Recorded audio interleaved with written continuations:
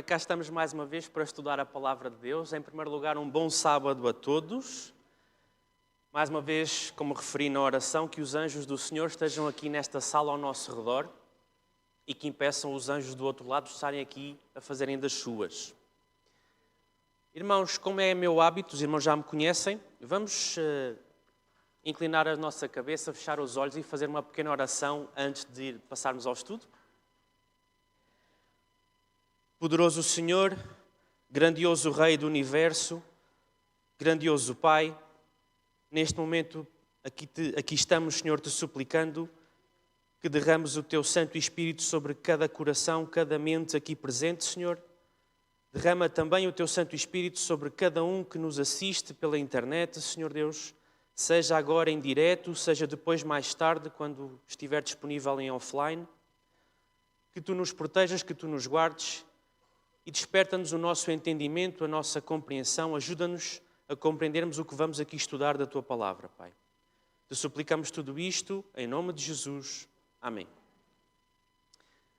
Bom, meus queridos, o título do estudo de hoje é aquele que está ali, não é? Pecar ou não pecar, eis a questão. Não é? Eu não sou nenhum Shakespeare, mas veio uma frase dele à mente, não é? Ser ou não ser, e eu resolvi fazer ali uma adaptaçãozinha, eu e os meus títulos. E vamos começar por abrir em Mateus, capítulo 5, verso 48. Porque eu vou começar por vos mostrar alguns textos que parecem ser um bocadinho contraditórios entre si. Mateus 5, verso 48. Primeiro quero ver se vos consigo dar um nó no cérebro, para depois desatar o nó. Mateus 5, 48. Diz o seguinte.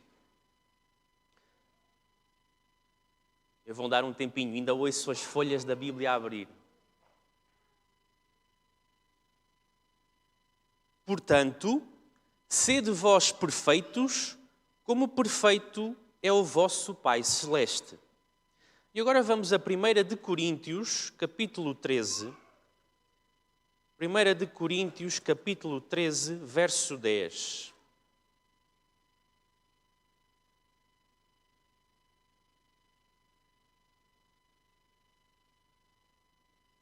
1 de Coríntios 13, verso 10, que diz o seguinte: Quando, porém, vier o que é perfeito, então o que é em parte será aniquilado.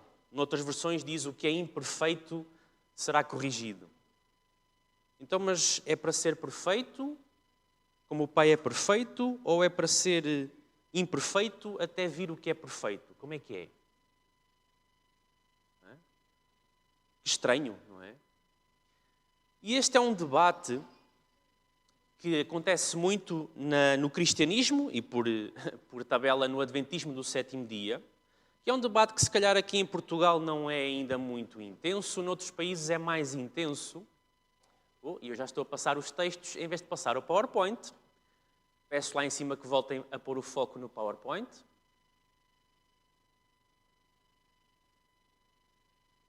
Vamos esperar um bocadinho pela técnica.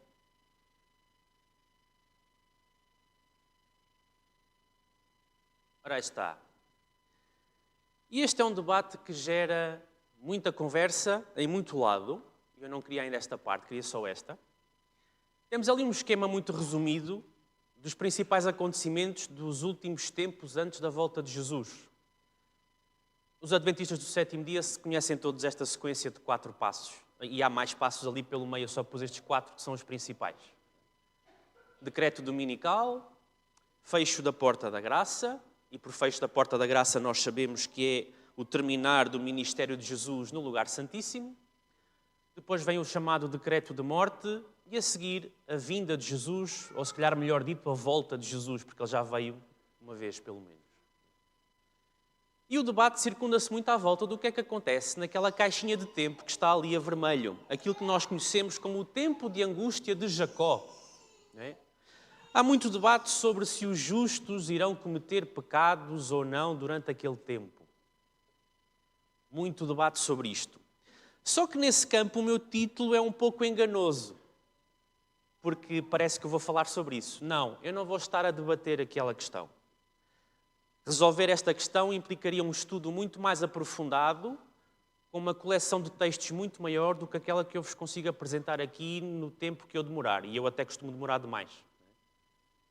O que eu quero aqui alertar-vos, e o propósito do estudo de hoje, é alertar-me-nos para alguns erros de raciocínio e de comportamento que são oriundos deste debate e que podem afetar a nossa vida, a vida de muitos cristãos e também, por tabela, a vida de muitos adventistas do sétimo dia.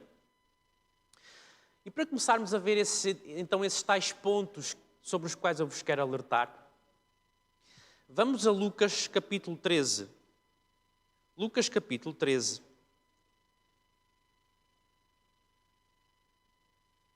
Versos 22 até ao 30.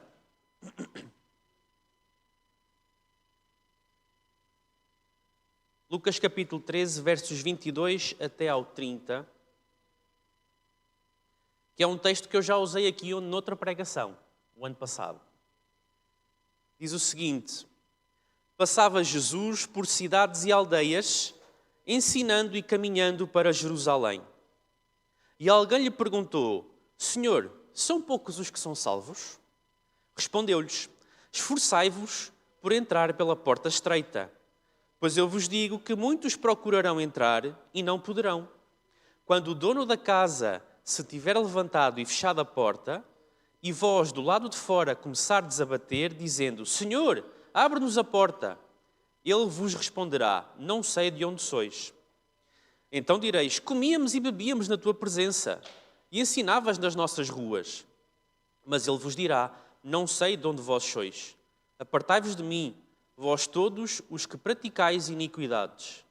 Ali haverá choro e ranger de dentes, quando virdes no reino de Deus Abraão, Isaque, Jacó e todos os profetas, mas vós lançados fora.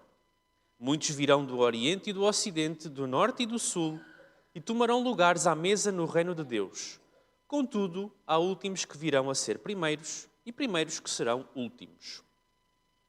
E aqui eu quero chamar a vossa atenção para alguns pormenores deste texto. O primeiro pormenor é: esforçai-vos por entrar pela porta estreita. E é a palavra esforçai-vos. O outro pormenor está no verso 27, que diz: apartai-vos de mim, vós todos os que praticais iniquidades. No entanto, não existe só este texto a falar deste assunto. Vamos a outro texto também em Lucas. Vamos ao capítulo 18, um pouquinho mais à frente. Lucas capítulo 18, versos 11 e 12. Este é um relato que nós conhecemos todos muito bem. O relato do fariseu e do publicano. O relato do fariseu e do publicano. Porque o texto anterior dá a sensação que temos que nos esforçar bastante e temos que fazer alguma coisa.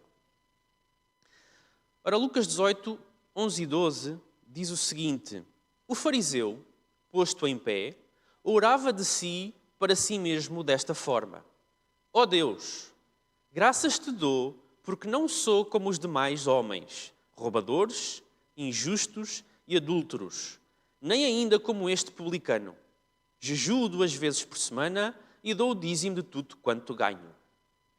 E aqui nós começamos a tomar contacto com o primeiro comportamento e raciocínio errado do debate em torno daquela questão do tempo de angústia. Que é aquele raciocínio que eu aqui coloquei, não é um título teológico, foi um título que eu lhe dei, que é o que eu lhe chamo o perfeccionismo fariseu ou farisaico. E nós temos aqui este texto que está ali, no livro Parábolas de Jesus, no capítulo 13, e este parágrafo que está ali é o 4º parágrafo da página 75, que diz o seguinte: todo aquele que em si mesmo confia que é justo, desprezará os demais. Como o fariseu, julga a si próprio por outros homens, julga aos outros por si. Sua justiça é avaliada pela deles, e quanto piores, tanto mais justo parece ele.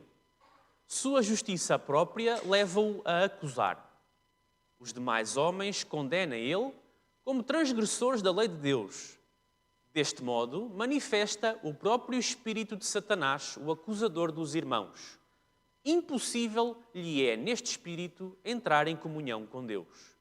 Volta para a sua casa destituído da bênção divina. Este é um primeiro erro.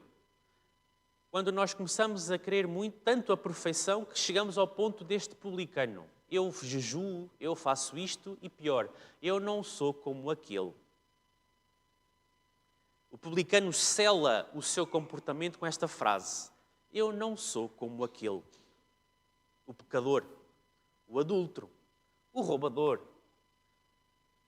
o corrupto, o hipócrita, o mentiroso. Não, eu sou melhor. Mas há mais textos. No mesmo livro, na página 76, na página a seguir, vamos ao primeiro parágrafo, que diz o seguinte: para cada um dos grupos representados pelo fariseu e o publicano, há uma lição na história do apóstolo Pedro. Na primeira parte do seu discipulado, Pedro tinha-se por forte. O Pedro, aquele que puxava da espada e lá ia uma orelha a voar não sei para onde. Semelhante ao fariseu, não era a seus olhos como os demais homens. Quando Cristo, na noite em que foi traído, preveniu os seus discípulos: todos vós esta noite vos escandalizareis em mim. Pedro retrucou ou respondeu confiantemente: ainda que todos se escandalizem, nunca porém eu. Pedro não conhecia o perigo que o ameaçava. A confiança própria enganou-o. Julgou-se capaz de resistir à tentação. Mas poucas horas depois veio a prova e, com blasfémia e perjúrio, negou o seu Senhor. Mas ela continua, A nossa irmã Ellen White, inspirada pelo Espírito de Profecia, continua no segundo parágrafo e que diz o seguinte: quando o cantar do galo lhe lembrou as palavras de Cristo, surpreso e atônito pelo que acabava de fazer, voltou-se e olhou a seu mestre. Simultaneamente, Cristo olhou a Pedro. E sob aquele olhar aflito, em que se misturavam amor e compaixão por ele, Pedro conheceu-se. Saiu e chorou amargamente. Aquele olhar de Cristo partiu-lhe o coração. Pedro chegara ao ponto decisivo e amargamente se arrependeu do seu pecado. Foi como o publicano em sua contrição e arrependimento. E como o publicano, achou também graça. O olhar de Cristo lhe assegurou o perdão. E o parágrafo número 3, o terceiro parágrafo, que é curtinho, é uma frase muito pequenina, diz assim: findou aí a sua confiança própria. Nunca mais foram repetidas as velhas afirmações de autossuficiência. Este é o perfeccionismo farisaico ou fariseu, que diz: eu consigo não pecar. E depois há um outro erro de raciocínio e de comportamento que surge no seguimento deste, que são as pessoas que olham para este, veem que é errado e vão para o extremo oposto e dizem: eu não consigo não pecar, porque eu sou pecador. E já vamos ver textos a seguir sobre isso. Repararam qual é o problema destes dois? Eu a este chamo o perfeccionismo liberal. Qual é o problema destes dois? Estão ambos focados no eu. Ou eu consigo, ou eu não consigo. Mas é o eu. Estão ambos concentrados na própria força e poder humano. No poder que vem de dentro, como se diz agora. Não, o poder que tens dentro de ti, não sei o quê. Por isso é que estão os dois errados. E eu vou-vos mostrar agora que o segundo também está errado. 1 de João, capítulo 3. 1 de João, capítulo 3, versos 5 até ao verso 9.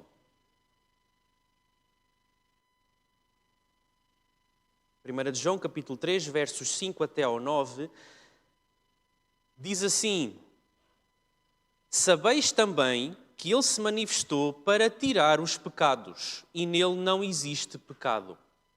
Todo aquele que permanece nele não vive pecando. Todo aquele que vive pecando não o viu nem o conheceu. Filhinhos, Não vos deixeis enganar por ninguém. Aquele que pratica a justiça é justo, assim como ele é justo. Aquele que pratica o pecado procede do diabo, porque o diabo vive pecando desde o princípio. Para isto se manifestou o Filho de Deus, para destruir as obras do diabo.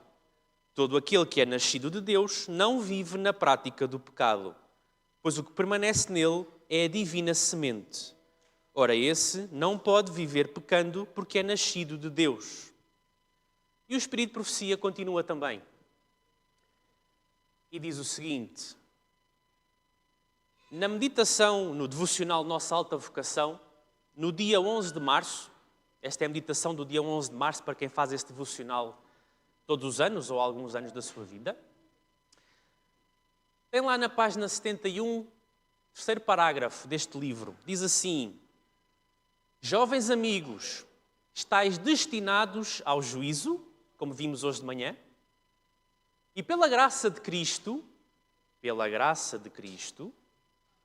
podeis prestar obediência aos mandamentos de Deus e adquirir a cada dia fortaleza e resistência de caráter, de modo que não necessitais falhar ou desanimar-vos. A graça divina foi abundantemente provida para cada pecador, de modo que cada um se possa empenhar no conflito e sair vitorioso. Não vos torneis indolentes, não vos lisonjeeis de que podereis ser salvos andando segundo os traços naturais do vosso caráter, que podereis ir conforme a corrente do mundo e condescender com o próprio eu e agradar-lhe, e todavia ser capazes de resistir às forças do mal em tempo de crise e sair vitoriosos no aceso da luta. Precisais aprender a cada dia a obedecer às ordens do comandante dos exércitos do Senhor. E aqui começamos a ver aqui algumas questões interessantes. Primeiro, existe aqui um foco na graça de Deus, no poder divino. Estamos aqui a sair daquele campo do eu consigo ou do eu não consigo. A questão não é o eu, a questão é o ele.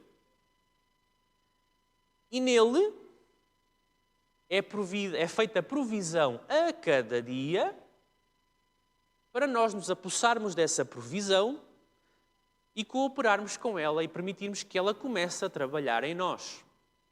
Para que quando chegar a crise ou o aceso da luta, o intensificar dos problemas, que nós sabemos que vai vir, eu mostrei-vos o gráfico no início, nós estejamos capacitados por ele. Mas eu tenho mais textos. E este parágrafo é bem mais explícito ainda. Na mesma meditação, de dia 11 de março, 2 parágrafos à frente, e este parágrafo que está aqui foi trazido também de uma publicação de 1893. E aqui a irmã White é ainda mais explícita. Ela diz assim: não vos assenteis na poltrona de Satanás dizendo que não adianta, que não podeis deixar de pecar, que não há em vós poder para vencer. Não há poder em vós, separados de Cristo. Mas tendes o privilégio de ter Cristo permanentemente no vosso coração pela fé. E Ele pode vencer o pecado em vós, quando com Ele cooperardes. Podeis ser cartas vivas, conhecidas e lidas por todos os homens. Não deveis ser cartas mortas, mas vivas, testificando perante o mundo que Jesus é capaz de salvar. Mais explícito que isto, acho que é um pouco difícil. Quando nós chegamos ao ponto de dizer assim, não adianta, eu sou pecador, eu não consigo, estamos a sentar-nos na poltrona de quem? Opa! Satanás, não é? Porque o poder de Cristo é maior do que o poder do pecado. Agora, há ali uma questão. É que nós às vezes achamos que o poder de Cristo é simplesmente um download que Ele faz para dentro de nós. Mas ali, na segunda frase que eu pus a vermelho, diz assim, Ele pode vencer o pecado em vós, quando? Com Ele que cooperardes. Então espera lá. Então eu não fico sentadinho à sombra da árvore, numa cadeirinha, à espera que Deus faça o download do seu poder para dentro de mim. Não é assim que funciona. Não é assim que funciona. Mas depois temos outros textos, e agora vou voltar outra vez a dar-vos um nó no cérebro, espero eu. 1 de João, capítulo 1. Porque alguém pode estar a ler isto e pode estar a dizer assim, mas ó Rui, tu já foste ler 1 de João, capítulo 1, versos 8 e 9? Já foste ler aquele texto? Olha, vai lá ler aquele texto. 1 de João, capítulo 1, versos 8 e 9. Que diz assim: se dissermos que não temos pecado nenhum, a nós mesmos nos enganamos e a verdade não está em nós. Se confessarmos os nossos pecados, Ele é fiel e justo para nos perdoar os pecados e nos purificar de toda a injustiça. E ainda há mais um outro texto que diz assim, Filipenses capítulo 2. Vamos lá. Filipenses capítulo 2.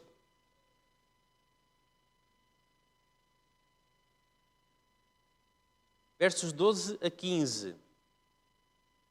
Filipenses capítulo 2, versos 12 a 15, diz assim: assim, pois, amados meus, como sempre obedecestes, não só na minha presença, porém muito mais agora na minha ausência, desenvolvei a vossa salvação com temor e tremor. Porque Deus é quem efetua em vós tanto o querer como o realizar segundo a sua boa vontade. Fazei tudo sem murmurações nem contendas, para que vos torneis irrepreensíveis e sinceros, filhos de Deus inculpáveis no meio de uma geração pervertida e corrupta, na qual resplandeceis como luzeiros do mundo. E agora voltamos a ter aqui um problema. Como é? Então, mas 1 de João diz que se alguém diz que está sem pecado, é mentiroso. Mas depois Filipenses diz porque nós devemos ser inculpáveis e irrepreensíveis. Como é? E aqui há uma questão, irmãos, que é a questão de pecado versus pecados. Voltem ao texto de 1 de João. 1 de João 1, 8 e 9. Temos que perceber o que é pecado e o que é pecados, no plural. Porque não são a mesma coisa. E eu até fui ao comentário bíblico também verificar se o que é que lá estava escrito, só para ter a certeza.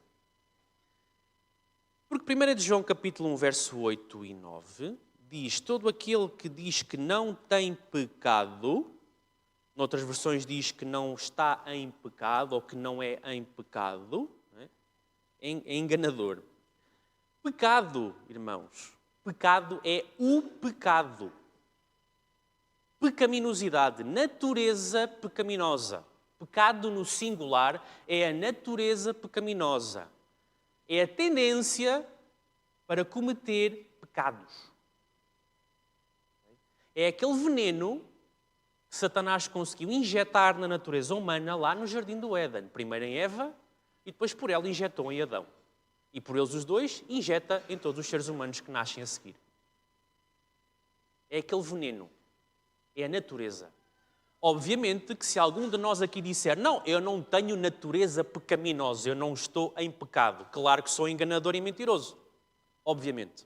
O texto está correto. Mas a questão é pecados.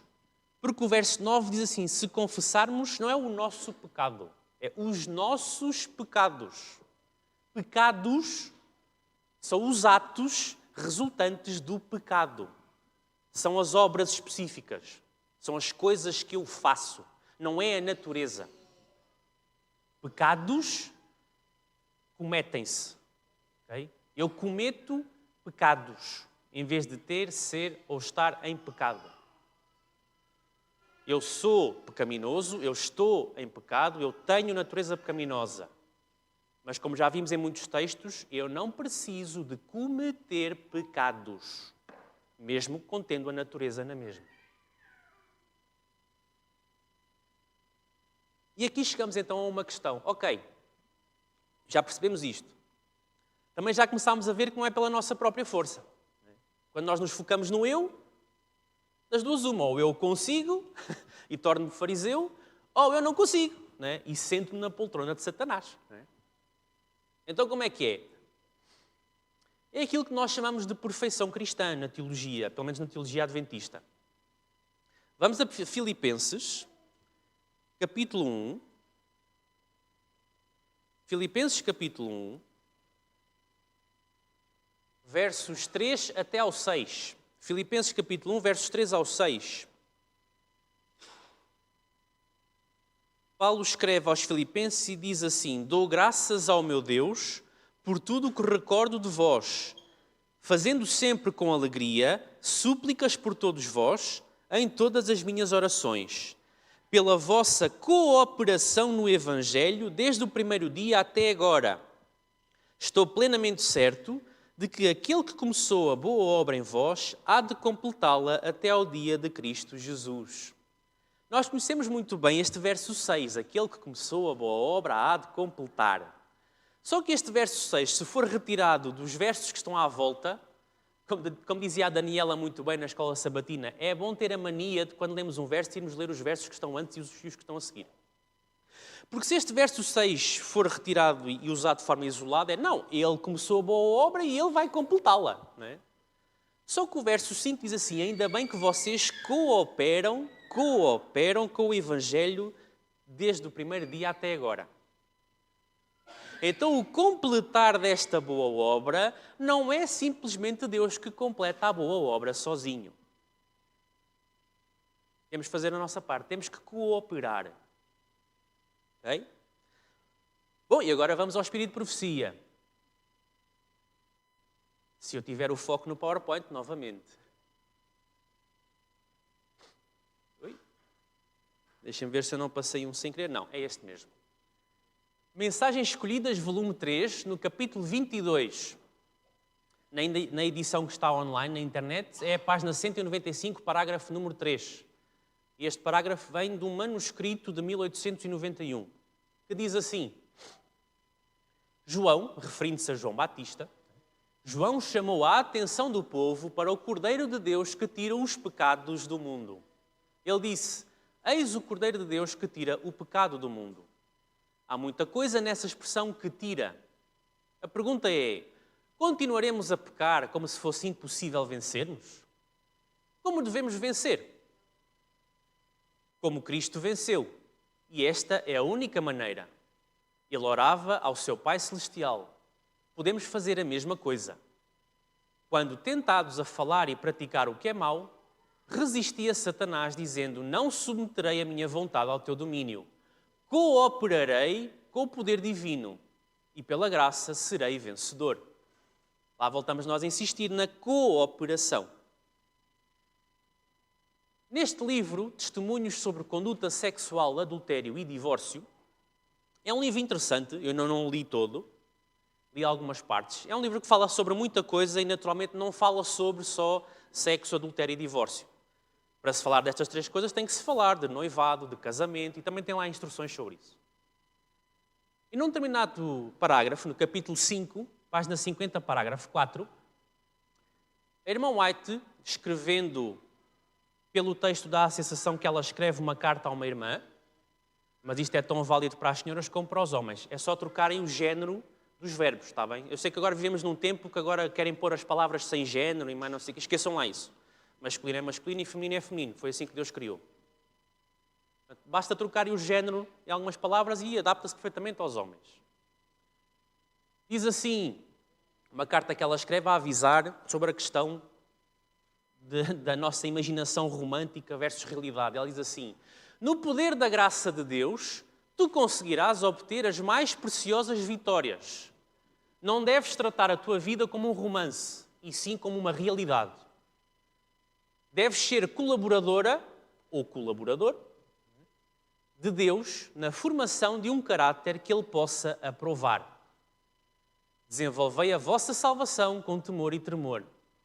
Porventura termina a orientação neste ponto? Não. Graças a Deus que não.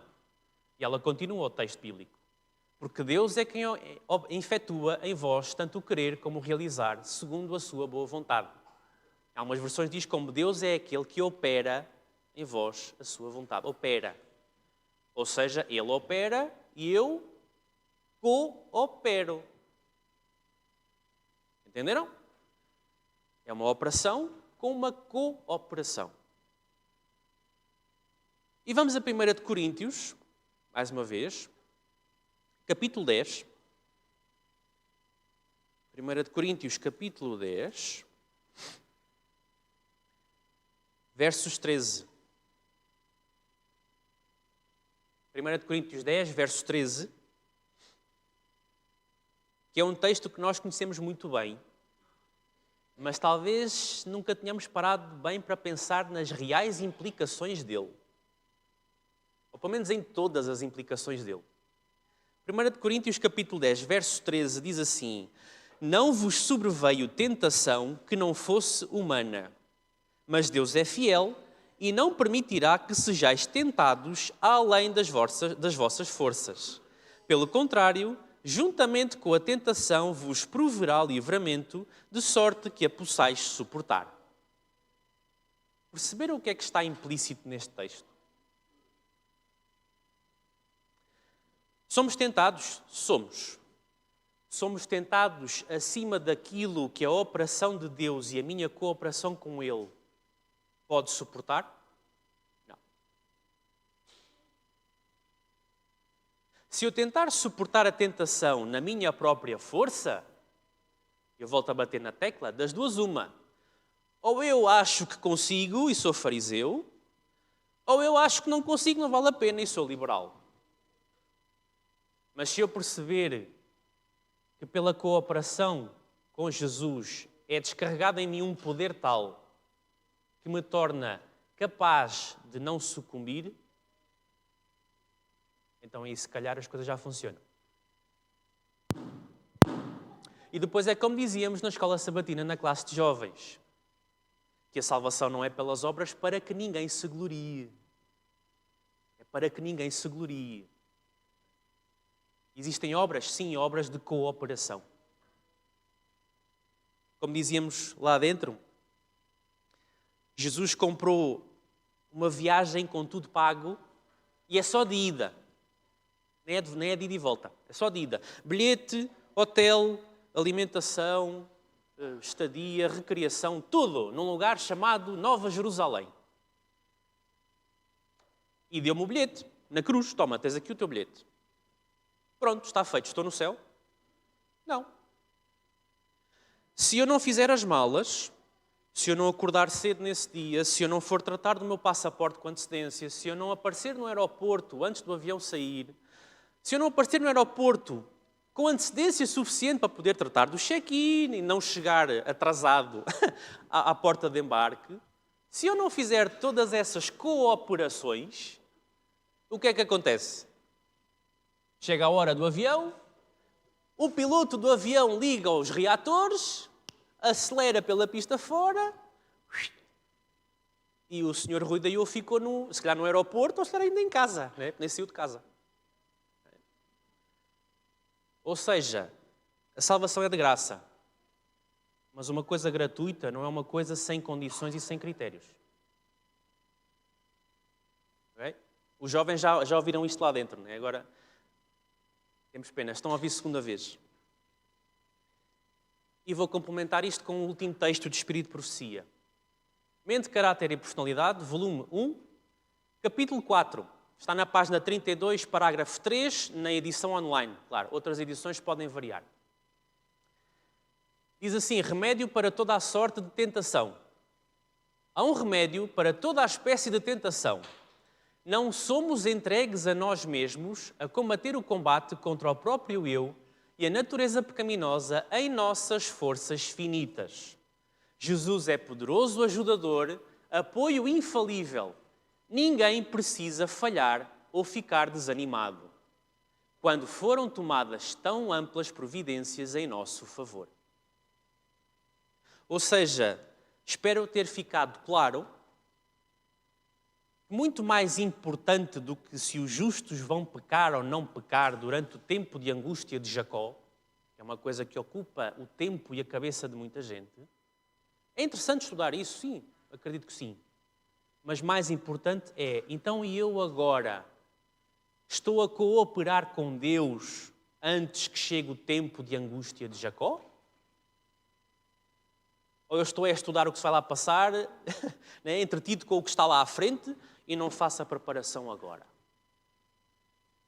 Jesus está ali com o poder dele, dizer, vá filho, agora começa a fazer as malas, vai tratar do passaporte, anda. Não, senhor, eu estou a estudar as características do aeroporto, daquele tempo final antes de entrar no avião. Mas o aeroporto, não te preocupes com o aeroporto, faz as malas, trata do passaporte. O aeroporto, quando lá chegaste, tu vês como é o aeroporto. Se é mais assim, se é mais assado. Não te preocupes com a arquitetura e o design do aeroporto, se a porta de embarque é mais ali ou é mais acolá. Primeiro trata das tuas coisas aqui. Mas nós não, nós vivemos a imaginar como é que é o aeroporto. Não é? Se é com pecado, se é sem pecado, se é isto, se é aquilo. E quando chegar a hora de estarmos a entrar no aeroporto para fazer o check-in, nós nem sequer as balas fizemos. Ainda estamos no apartamento ou na vivenda. E Satanás vai apanhar muita gente assim. Muitos cristãos, porque as pessoas não cristãs não analisam isto, não é? E se calhar muitos adventistas do sétimo dia, concentrados em analisar as picuinhices da porta de embarque e de como é que é o segurança que está ali no check-in, se ele é mais assim, se não sei o quê, em vez de tratarem do que têm a tratar. Não é? Meus queridos, relembro, aqueles dois perfeccionismos que eu vos mostrei estão concentrados na própria força humana e por isso mesmo são os dois errados.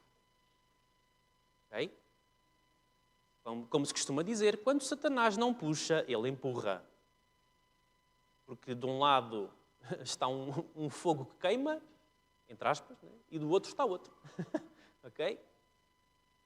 Quando ele não puxa, ele empurra, e quando ele empurra e não consegue, ele puxa.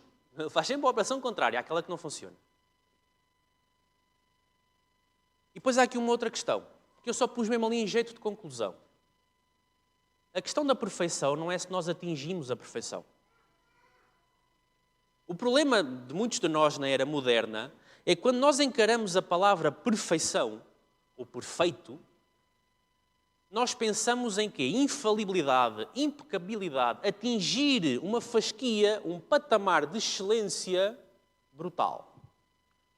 Só que esse não é o conceito hebraico de perfeição, nem é o conceito bíblico de perfeição. Esse conceito de perfeição vem do raciocínio grego. Os gregos, como vocês sabem, eram muito habituados a ambientes competitivos. E não era só no desporto. As cidades gregas viviam em conflitos militares umas com as outras. Em permanente competição por território. Só se juntavam quando aparecia uma ameaça externa. Por isso é que existe aquela história dos 500 espartanos que foram contra os persas e tudo mais. Quando vinha uma ameaça de um outro país que não os gregos diziam, não, espera aí. Nós aqui andamos à pancada uns com os outros, mas ninguém de fora tem o direito de vir para aqui. Deixem-nos sossegados, não é?